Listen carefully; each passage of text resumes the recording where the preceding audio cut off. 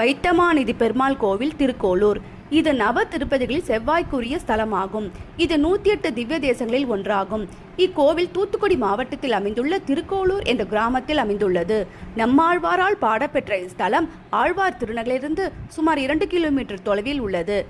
ஒருமுறை பார்வதி தேவியின் சாபத்தால் குபேரனிடமிருந்த அனைத்து செல்வங்களும் விலகின. அவை திருமாலிடம் சென்று சரணடைந்தன.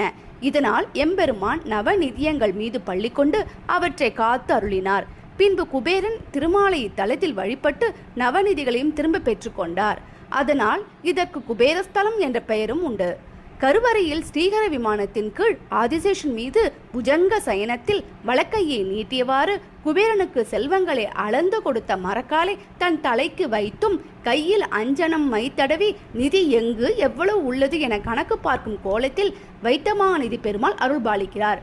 பெருமாளை இந்த கோலத்தில் ஆதனூருக்கு அடுத்து இத்திருத்தலத்தில் மட்டுமே பார்க்க முடியும்.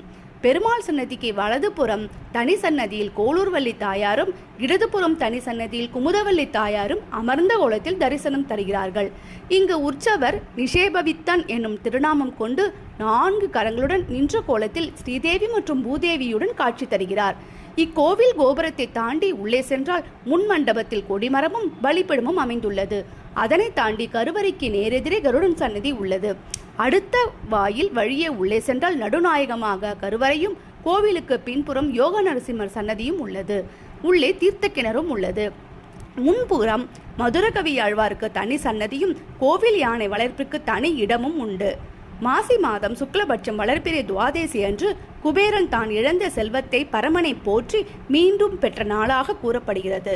செல்வ பலம் பெற விரும்புவர்களும் தாங்கள் இழந்த செல்வத்தை மீண்டும் பெற விரும்புவர்களும் அன்றைய தினம் இத்தலத்திற்கு வந்து பெருமாளை வழிபடுவது சிறப்பு. இக்கோவிலில் ஆண்டுதோறும் 10 நாள் திருவிழா மற்றும் தேரோட்டம் நடைபெறுகிறது. பகல் 10 ராப்பத்து திருவிழா மற்றும் வைகுண்ட ஏகாதேசி மார்கழி மாதத்தில் 20 நாட்களாக கொண்டாடப்படுகிறது. இக்கோவில் திறந்திருக்கும் நேரம் காலை 7:30 மணி முதல் மதியம் 12 மணி வரையிலும், மதியம் 1 மணி முதல் மாலை 7 மணி வரையிலும் ஆகும்.